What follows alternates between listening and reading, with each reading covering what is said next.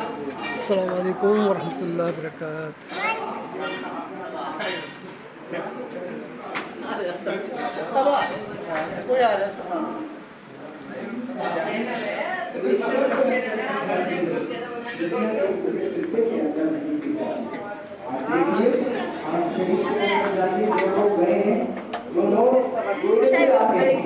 یا وہ قرآن کریم کو ایسے ہی سامنے رکھتے تھے اور ایسے پاؤں پھیلا کر کے ایسے کر دیتے ہیں، رکھ دیتے ہیں۔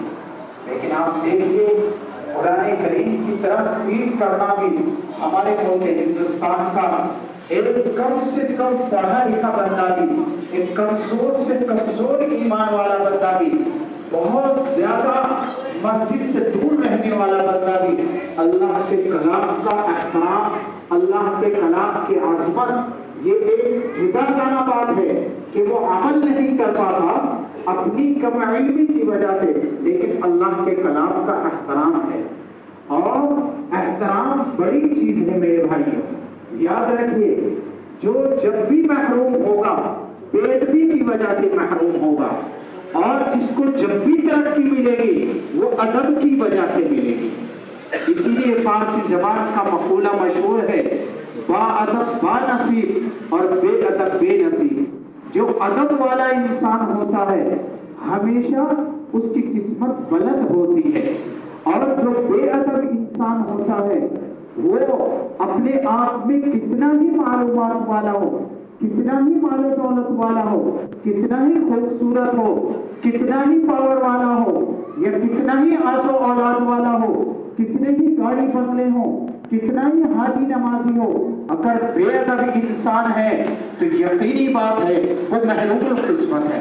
اس لیے کہ جس کو جو بھی کچھ ملا ہے وہ ادب کے نتیجے میں ملا ہے۔ آپ ایک کتا ہے، اس کو 4 دن ایک ٹکڑا ڈال دیجیے، آپ کے پاؤں کو چومنے لگے گا، آپ کے دروازے کے اوپر آ کر کے آپ کا انتظار کرنے لگے گا اگر دروازہ بند ہوگا، اس لیے کہ اس کے اندر یہ ادب ہے اس ایک ٹکڑے کے نتیجے میں۔ تو اس لیے اللہ تبارک و تعالی اگر چاہتے تو حضرت جبرائیل علیہ السلام و تسلیم کے ذریعے سے یہ حکم فرماتے کہ اس قرآن کریم کو خانہ کعبہ کی چھت کے اوپر رکھ کر کے آ جاؤ اور لوگ پڑھ لیں گے اور سمجھ لیں گے، لیکن قربان جاؤں جناب رسول اللہ صلی اللہ علیہ وسلم کے He was the only man in history who was superbly successful on both rally and secular level۔ حضور پاک صلی اللہ علیہ وسلم ایک ایسی واحد شخصیت ہے کہ جنہوں نے قرآن کریم کو صرف یاد نہیں کرایا، پڑھ کر کے نہیں بتایا، بلکہ عمل کر کے دکھلایا، اس کا طریقہ بھی بتایا، اس کا راستہ بھی بتایا۔ آپ ایمانداری سے بتائیے دنیا کے اندر کتنے بھی کم سے کم بدھی کا انسان ہو، آپ اسے پیسہ دیں اور پیسہ دینے کے بعد میں یہ کہیں کہ مارکیٹ سے آپ کپڑا خرید کر کے لائیں، تو اگر وہ چپل کی دکان کے اوپر جائے اور یہ کہے کہ 5 میٹر کپڑا دے دیجئے، کیا اس کو مل جائے گا؟ یا وہ جا کر کے راشن والے کی دکان کے اوپر یہ کہے کہ مجھے تو کیا خریدنا ہے، مجھے سریا خریدنا ہے، تو کیا مل جائے گا؟ نہیں ملے گا۔ میں بزرگوں زیادہ تفصیل میں نہ جاتے ہوئے صرف یہ بتانا چاہتا ہوں کہ اللہ ولی المؤمنین، اللہ نے ان علماء کرام کو اپنا دوست بنایا ہے۔ تو یہ قرآن والے ہیں، یہ حدیث والے ہیں، یہ مسائل والے ہیں، معاف کیجئے گا لیکن کہنا پڑتا ہے حقیقت۔ آج اگر کوئی عالم، کوئی امام مسئلہ بیان کرتا ہے تو دھڑیلے سے سامنے والا یہ کہہ دیتا ہے اجی یہ نئے نئے فتوے کہاں سے آئیں گے۔ نہیں میرے بھائی، ایسا نہیں ہے۔ مسائل آپ کے بریک ہیں، مسائل کے ذریعے سے شریعت کی تو حفاظت ہوتی ہے، آپ کی بھی جہنم سے حفاظت ہوتی ہے۔ اگر مسائل نہ ہو تو پوری دنیا کے انسان گمراہ ہو جائے، کوئی دنیا کے اندر انسان ہدایت کے اوپر باقی نہ رہے۔ مسائل جو حدود ہے، اتنی گنجائش ہے، فلاں امام کے نزدیک اتنی گنجائش ہے، فلاں امام کے نزدیک واجب ہے، فلاں امام کے نزدیک یہ مستحب ہے، فلاں امام کے نزدیک یہ جائز ہے، یہ آسانیاں ہیں۔ آپ دنیا کے اندر دیکھ لیجئے، جب آپ کوئی چیز خریدنے جاتے ہیں تو آپ یہ کہتے ہیں کہ پسند نہیں آ رہی ہے، ذرا دوسرا کلر دکھائیے۔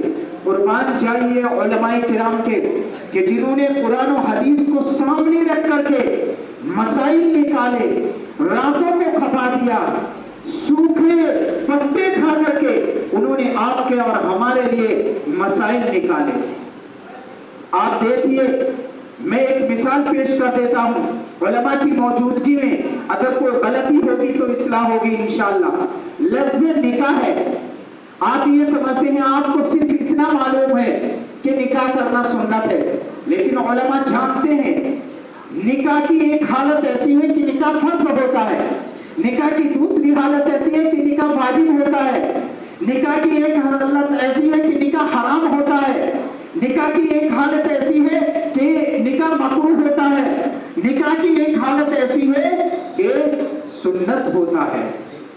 اگر انسان کے پاس میں مردانہ قوت ہے، بیوی کا خرچ برداشت کرنے کی قوت ہے، اور اسے یہ یقین ہے، میرے لفظ کے اوپر غور کرنا، اسے یہ یقین ہے کہ اگر میں رشتے ازدواج کے اندر یعنی نکاح نہیں کیا، اسے یہ یقین ہے، تمام قوتیں بحال ہے کہ میں زنا کے اندر ملوث ہو جاؤں گا، تو پھر نکاح سنت نہیں رہتا، پھر نکاح فرض ہو جاتا ہے۔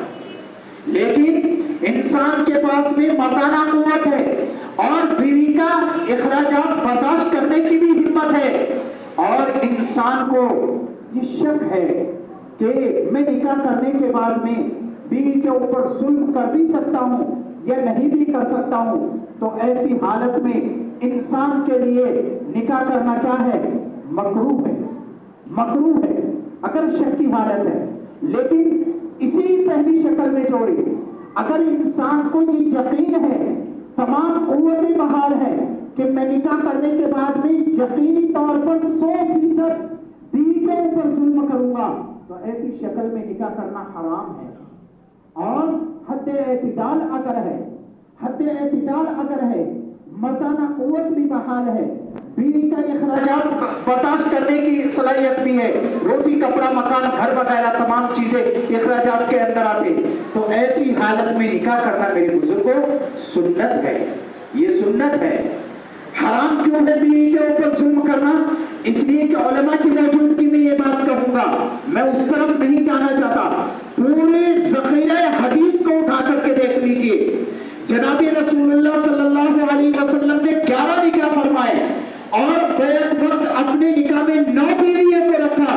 کوئی ایک چھوٹی سے چھوٹی یا ضعیف سے ضعیف حدیث یا ایک مثال بھی ایسی پیش نہیں کی جا سکتی کہ اپنی ذات کے لیے نبی نے اپنی بیوی کو مارنا تو بہت دور کی بات، جھڑکا بھی ہوگا۔ بہت عمدہ، یہ نبی کی سیرت ہے، بہت ہوا، یہ نبی کی تعلیمات ہے، نہیں ملتا ہے۔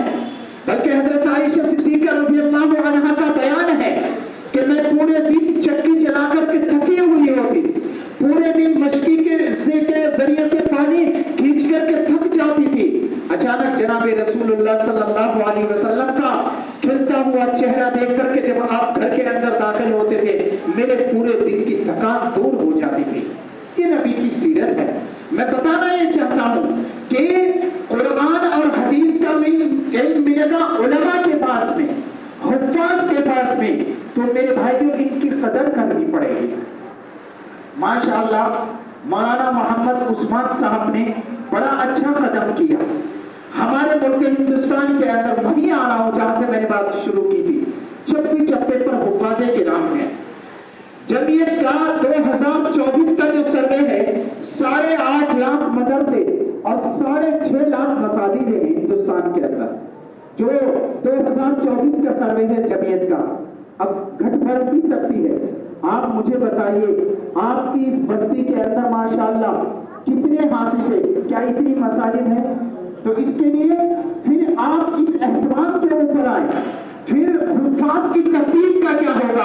اس کی ترتیب یہی ہے، جن کو اللہ نے صاحب وسعت بنایا ہے، جن کو اللہ نے یہ دولت دی ہے، جن کے پاس بھی اس چیز کی فراوانی ہے اور ان کے گھر کے اندر حفاظ موجود ہے، تو وہ کہیں کسی مسجد کا انتظار نہ کریں۔ اگر مسجد مدرسے کے اندر یا کسی اچھی جگہ پر جگہ مل جائے سننے سنانے کی تو فقیہ، ورنہ تو ترتیب تو پوری کرنی ہے۔ آپ اپنے گھر کے اندر اس کا اہتمام کریں، اس لیے کہ گھر والے اگر اس چیز کی قربانی نہیں دیں گے حافظ کے ساتھ میں تو پھر اور کون دے گا؟ دوسرے لوگوں کو کیا ضرورت ہے؟ اگر خاندان کے لوگ اس چیز کے لیے آگے نہیں آئیں گے حافظ کے لیے تو اس کا حوصلہ ٹوٹ جائے گا، وہ قرآن کریم بھول جائے گا، ترتیب چھوٹ جائے گی۔ اور جب گھر کے اندر ماحول پیدا ہوگا اور اللہ نے فراوانی دی ہے اور حافظ بھی موجود ہے، تو اگر کہیں جگہ نہیں ملی ہے تو آپ حافظ قرآن کو فارغ نہ رکھیں، بلکہ آپ نفلوں کے اندر یا مستقل تراویح کے اندر آپ گھر گھر کے ہی 4 افراد، 6 افراد، 10 افراد، 20 افراد جتنے بھی ہیں، جتنی آسانی کے ساتھ میں جیسے حضرت مولانا عثمان صاحب دامت برکاتہ نے کیا، آپ اپنی ترتیب اپنے حافظ کی پوری کرائیں۔ دوسری بات یہ عرض کرنی ہے کہ آج کل انگلش کی طرف بہت رجحان ہے، ہندی کی طرف بہت رجحان ہے، یقیناً اچھی بات ہے، ہونا چاہیے، اور مسلمانوں کو بڑھ چڑھ کر کے اسکولوں کے اندر بھی اپنے بچوں کو پڑھانا چاہیے۔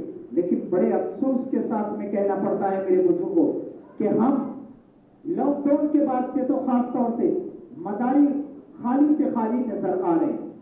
آج ہوتا کیا ہے، اگر کسی کا بچہ مدرسے کے اندر پڑھ رہا ہے اور وہ بچہ فجر کی نماز چھوڑ دیتا ہے تو والد سیدھا آئے گا کہاں پر؟ استاد کے پاس میں، مفتی صاحب آج اس نے فجر کی نماز نہیں پڑھی۔ بچے کی عمر کتنی ہے؟ 14-15 سال میں۔ شرعی اعتبار سے بچہ بالغ ہوتا ہے 14 سال میں، چونکہ 1 سال میں جو قمری تاریخ ہے اس کے حساب سے 1 مہینے کا فرق آتا ہے، اور قمری تاریخ کے اعتبار سے 14 سال میں 1 سال کا فرق آتا ہے۔ تو جو بچہ قمری اعتبار سے 14 سال کا ہو جاتا ہے وہ شرعی اعتبار سے 15 سال کا کہلاتا ہے۔ اور جیسے آپ دیکھیں گے کہ قمری اعتبار سے رات پہلے آتی ہے، دن بعد میں آتا ہے، اس لیے تراویح 1 دن پہلے شروع ہوتی ہے اور 1 دن پہلے بند ہو جاتی ہے، اور اس کے انگلش کے حساب سے دن پہلے آتا ہے، رات بعد میں آتی ہے۔ تو ایسے ہی قمری اعتبار سے 14 سال کا بچہ 15 سال کا ہو جاتا ہے، اور والد کی عمر کتنی ہے؟ 35 سال، 25 سال۔ گھر والے اٹھتے ہی نہیں ہیں۔ جو بچہ 11 سال کا ہے، 12 سال کا ہے، جس کا ابھی شرعی اعتبار سے کھاتا بھی شروع نہیں کیا، چلے آپ بچے کی استاد کے پاس میں شکایت لے کر کے گئے، اچھی بات ہے، لیکن گھر والوں کو بھی اہتمام کرنا چاہیے۔ اور میں تو اپنے الفاظ میں یہ کہتا ہوں، اگر کوئی کسی کا والد آتا ہے کہ آپ 4 بجے اٹھیے، جب جا کر کے 6 بجے بچہ اٹھے گا، اس لیے کہ نیند کا خمار اسے زیادہ ہے، اس کی ذمہ داری کم ہے، اس کی سمجھداری کم ہے۔ آپ گھر کے افراد ماحول بنائیے۔ یہ کہاں کی انسانیت ہے کہ جو 25 سال کے ہیں، جو 35 سال کے ہیں، جو 65 سال کے ہیں، جن کے اوپر 25 سال پہلے نماز فرض ہو گئی، وہ پڑے ہوئے سو رہے ہیں، اور بچے کی شکایت لے کر کے مدرسے کے اندر آگے کہ آج اس نے فجر کی نماز نہیں پڑھی۔